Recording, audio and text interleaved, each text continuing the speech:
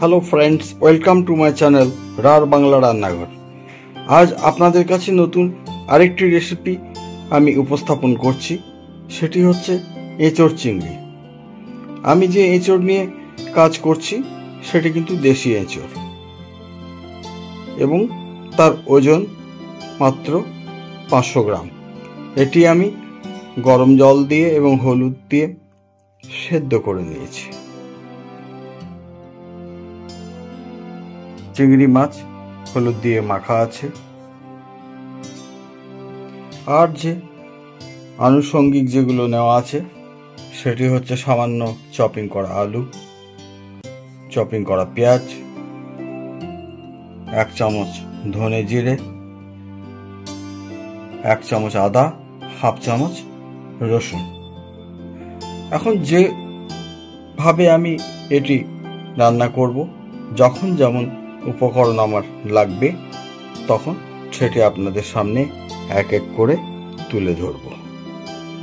আসুন দেখে নেওয়া যাক কিভাবে আমি 50 গ্রাম মতো সর্ষের তেল নিয়েছি। সেটিতে এখন আমি সেদ্ধ করা এঁচোড়টা ভেজে নেব। এঁচোড় ভাজা হয়ে গেছে, এখন এটিকে আমি তুলে রাখি। একইভাবে আলু ভাজা হয়ে গেছে, এখন এটাকে তুলে রাখতে হবে। এখন চিংড়ি মাছগুলোকে ভেজে নেওয়া হচ্ছে। তো আমি চিংড়ি মাছ নিয়েছি মাত্র 200 গ্রাম।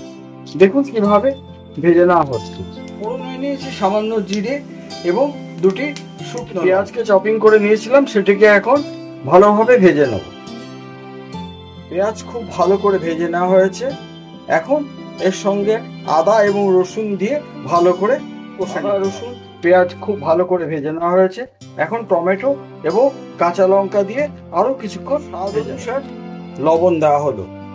লবণ এই কারণেই দেওয়া হলো, টমেটোটা ভালোভাবে। এবার ধনে এবং জিরে এই মশলার সঙ্গে মিশিয়ে আরো 2-3 মিনিট আমি কষতে থাকবো। এবার 1 চামচ কাশ্মীরি মির্চি এবং 1 চামচ হলুদ মেশানো হলো এবং এগুলোকে মিশিয়ে আরো 2-3 মিনিট আমি কষে নেব। দেখুন বন্ধুরা, মশলা খুব সুন্দরভাবে তৈরি হয়ে গেছে।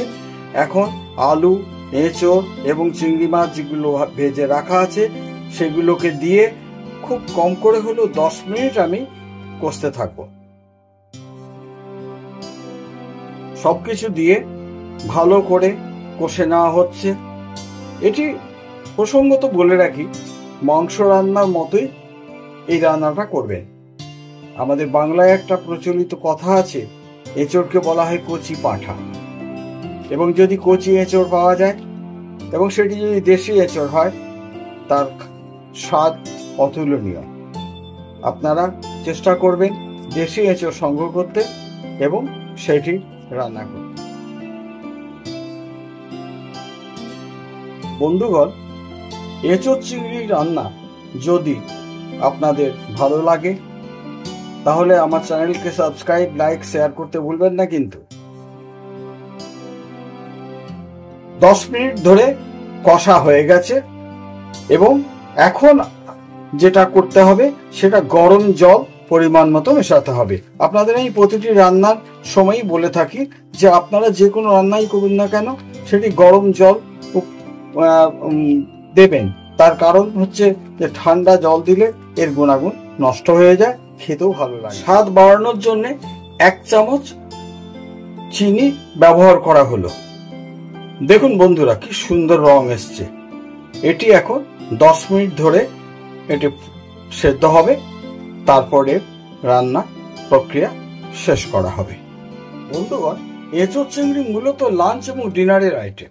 আপনারা রুটি, ভাত দুটির সঙ্গে এটিকে পরিবেশন করতে পারেন। এখন রান্না কমপ্লিট হয়ে গেছে, রেডি টু সার্ভ। বন্ধুগণ, এঁচোড় চিংড়ি রান্না আমার হয়ে গেছে। এখন নামানোর সময় আমি 1 চামচ গরম মশলা,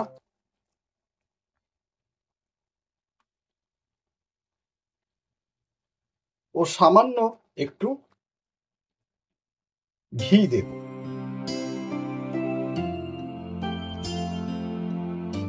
এটা ঠিক স্বাদ বাড়ানোর জন্য, আপনারা দিতেও পারেন নাও।